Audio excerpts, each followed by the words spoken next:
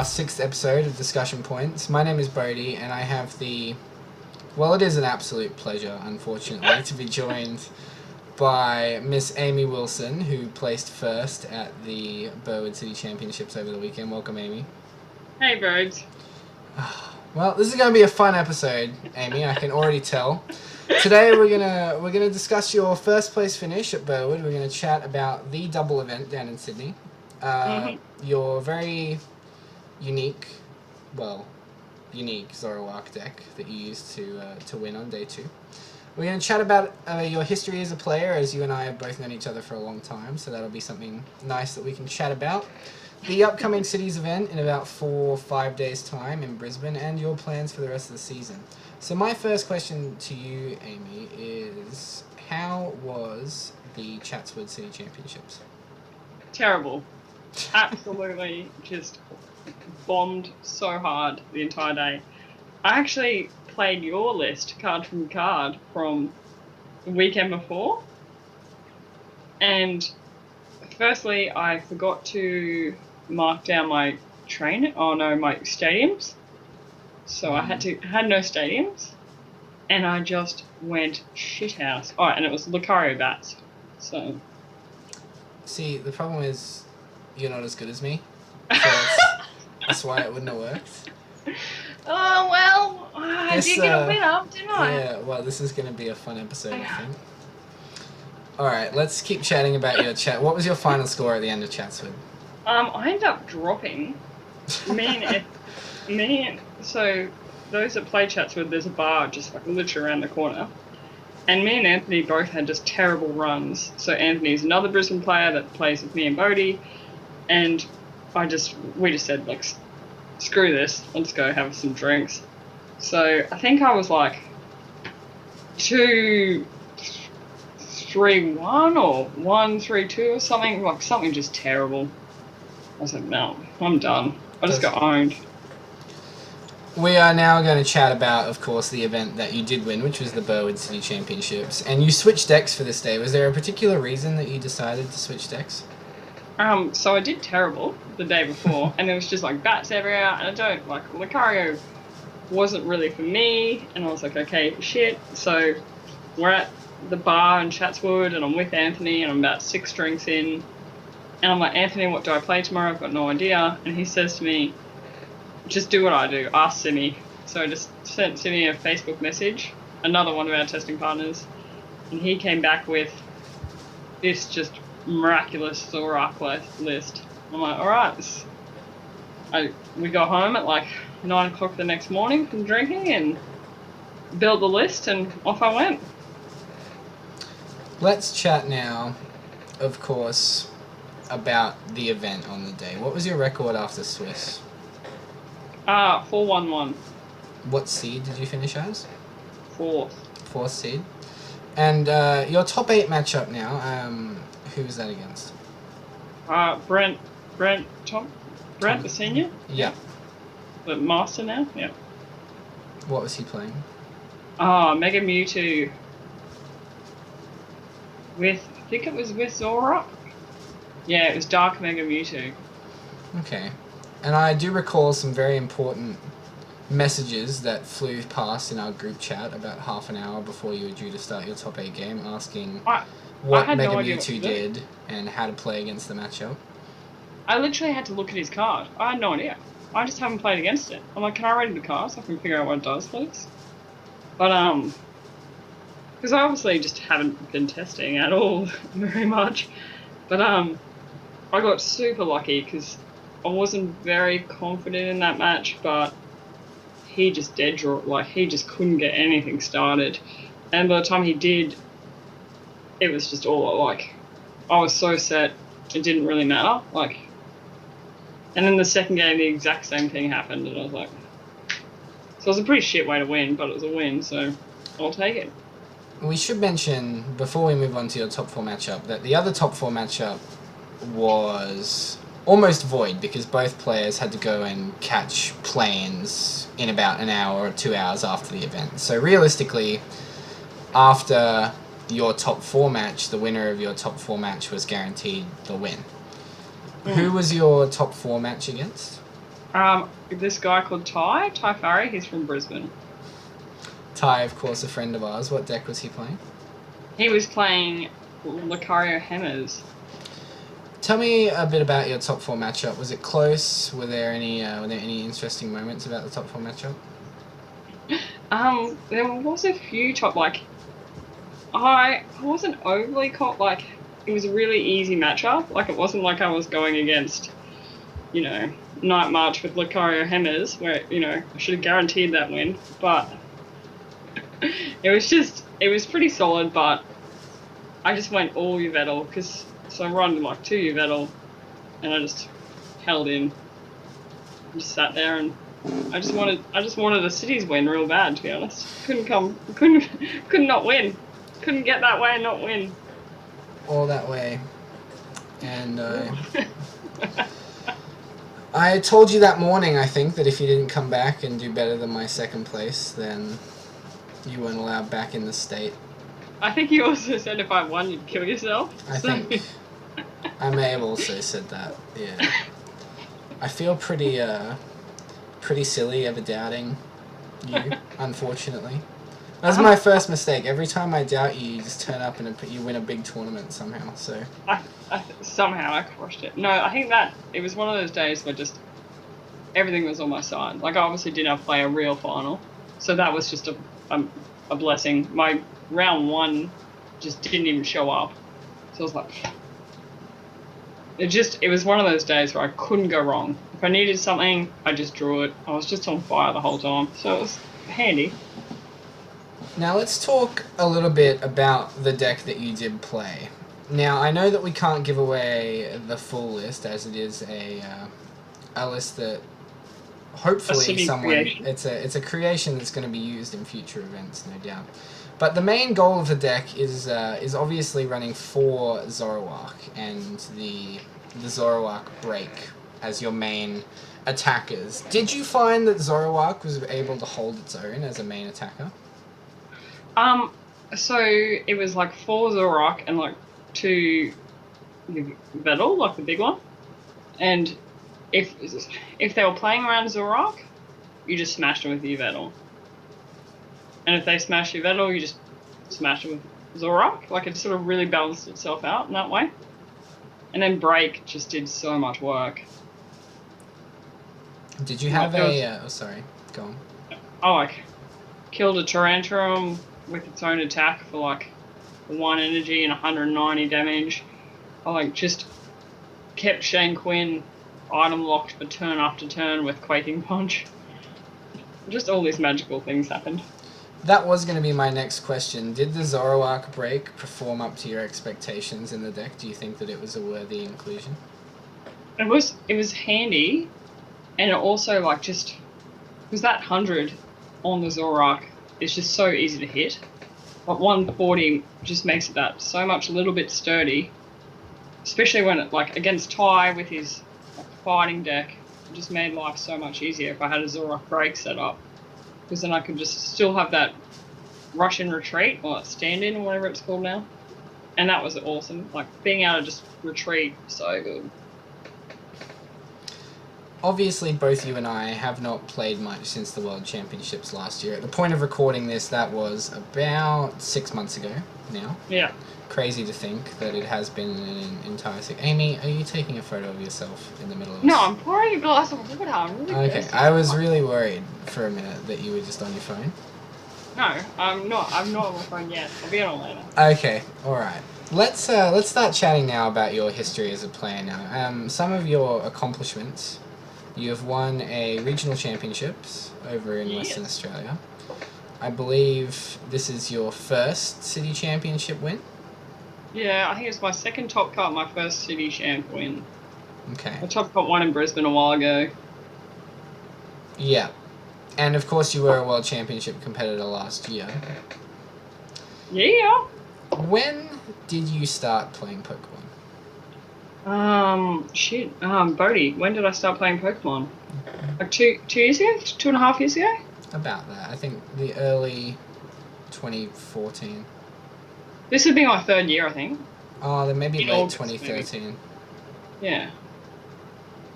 something like that. Yeah, not that long, but a while now, I guess. Probably one of the older competitors in Brisbane, I guess. In age and fuck, yeah, in age as well. Now, obviously, you and I, we have tested together and known each other for a long time now, and it is really nice to see one of your testing partners and one of your friends, of course, do really well at an event. Do you have any plans to attend many more events for the rest of the season? Not really. I say that every year, but I'm sort of, now that I've got a bit of a taste for points, it's whatever. It's made me a bit more hungry, but no, probably not. I might play Saturday. I'm gonna work, so I'll see if I can drop it. But nothing like I did last year. Last year I pretty much went to every regionals and stuff. There are doubles on, I might go to those. But I'm going to take it a lot more chill this year.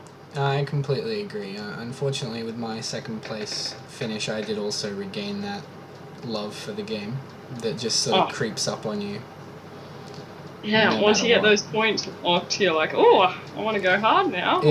It feels really good when you do well on an event. I must say, it's something that you really don't know until it happens. But yeah, so I'm going to go to America anyway. So if I qualify or not qualify, I'm not too phased, to be honest, this year. I have a couple of questions about the double events in general. I know that you and I have travelled together for many double events in Australia specifically. To be honest, I was disappointed that you weren't at this one. Yeah, it is a bit of a shame. Stupid girlfriend. The Valentine's Day weekend is very important. Maybe next time. But... Oh, well. My question for you is, for some of our audience that may be listening, and maybe newer players, maybe players that haven't played for so long, recommend to them, as I know that you wholeheartedly will, traveling for Pokemon events, especially with your friends, because it's something that really can't be put into words how incredible it is to do that kind of thing. Well, so the Sydney City Double has happened for a while. I think me and Bodhi went last year, and we had a blitz of a time. And we also like a drink after a game, and like going out and stuff. And I've noticed in the last couple of years that's sort of really become a thing as well, like making sure that we do things as a community and as groups and stuff. So this year as well, it was a big night on Saturday night. Like there was probably like 25, 30 players, 25 probably. I'm probably being a bit over the top, but 20 players that came out after cities and just drank and hung out. And because you see these people and it's so good to see them, and you talk to them on the internet, you see them in groups, and you see them on Messenger, see them on trade sales, and then you get to actually spend time with them. That's not like Shaman for 4, play Ultra Ball. Like you get to do other things with them and get to know them more than like, Quaking Punch. So I've been a big fan of travel. I like it. I've made friends everywhere, I guess. You've always got somewhere to stay. Mischief to get up to while you're away. The Australian community is like a family. There's nothing quite like going down to see all your friends or travelling anywhere to see all your friends from any state in the country. And to those of you that are listening that have not played for too long or that are thinking about travelling to future events, I wholeheartedly recommend that you do it with some friends, because it's an experience that you just don't forget. And it's bond building, like it's absolutely. Like me and Bodhi travelled to America together and slept next to each other for like 2 weeks, and it was a magical time. That was a wonderful experience, you and I. So, it's bond building, and it's, we have so many great stories from that experience. And like every time I go away on a trip, I come back with another story and another, exciting adventure to talk about. And there was plenty of excitement this weekend, but, a few people had wins. That's it. Let's chat now about the upcoming weekend. According to our Facebook groups earlier, there's actually 5 cities going on this weekend. And I'm not going to make you predict all of them. But as there is an event here in Brisbane that perhaps you or I will be in attendance at, not too sure yet. Are you not going? I'm not too sure. Dude, come on. Maybe. We'll see. Yeah, I got to defend my second place. I'm working at 4, so I'm either going to like call in sick or just drop when I go 02 straight away. As there are so many events going on this weekend, there's not going to be a lot of interstate travellers, so you can expect the numbers to not be quite as high as perhaps our first City Championships 2 weekends ago. What I would like you to do for me is predict what deck you think is going to do well and what deck do you think is going to win. That's... It's a tough question. Yeah, it is a really tough question, especially because Brisbane is its own little microcosm of like meta. It's always been a bit different to everyone else. I know like Totina's been going well, Nine March has been going well. Some dude showed up with Sceptile on the weekend and just crushed it. Like I wouldn't be surprised if I saw a Sceptile rock up. Entei's been going pretty solid. Bod Zorak's been smashing it. I don't think I can discount Nine March. Like if Bats isn't around, I reckon Nine March will do well.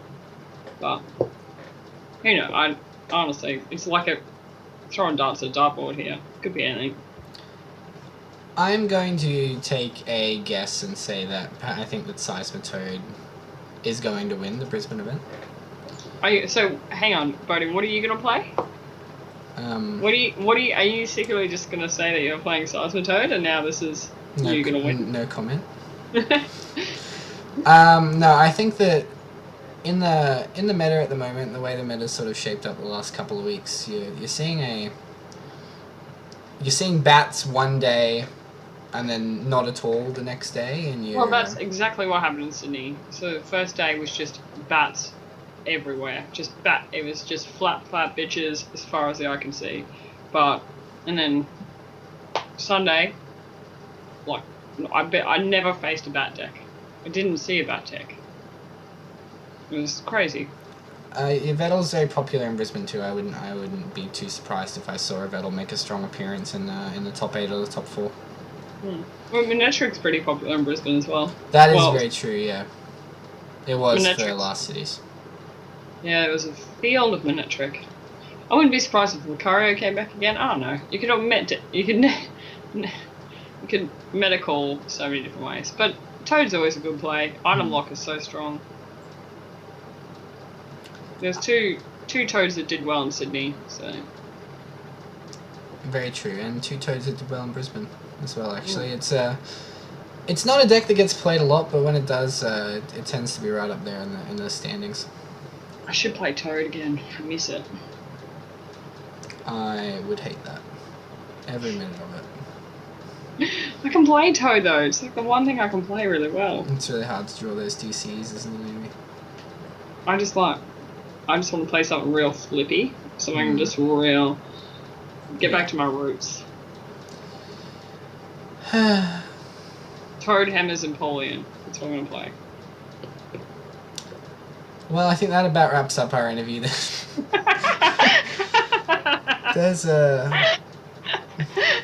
You've outdone yourself, Amy. Oh, fuck, that's funny. Oh, shit. Oh, I do have one more. Can't even deal with it. No, I can't, and I've lost all my train of thought now. It's awful. Alright, I got one more question for you, Ames, before we head off now. How do you think, going into this weekend, do you think that Zoroark, the deck that you played, would be a good play? And by extension, what do you think that it doesn't do very well against? It has a real tough time against Mega Mewtwo, which is annoying. Simi says it can smash it, but it's still real hard. Tina goes through pretty well. Lucario goes through pretty well. What else is out there? Dragons goes through pretty well. Manetric's going to cause me a real issue if there's shitloads of Manetric out there. Because they just smash me too quick. That weakness just is terrible. I might play it, but I don't know. I'll probably just ask Simi for an old list and see what he tells me to play. Well, he's our wizard. He just is. knows things. He's like the king of just crazy lists. So It's the only way to be. mm. My guest, Amy Wilson, my friend, Amy Wilson, I want to thank you very much for joining me this evening. It is a real pleasure to chat to you, even if I am incredibly upset that you did win. I can feel your salt from here, Bones. Oh, now, it's so good. It's ever expanding. Honestly, I just win to upset you. Like, that's really what I do at this point. And it works every time. I get surprised every single time, but I shouldn't be. I'm pretty sure that makes me like the best player in Brisbane at the moment. Last season, this season, yeah. Yeah, Bones. It does. Well, guys, this has been Ace Trainer Australia's discussion points. I want to thank you very much for joining me this evening. My guest, you don't really care about my guest. You guys are here to chat to me. That's all that matters. Amy, thank you very much for coming on the show. It's always a pleasure to talk to you. Thanks, Bones. This has Love you, been. babe. I love you too. This has been Discussion Points, episode 6. Goodbye, guys. See ya.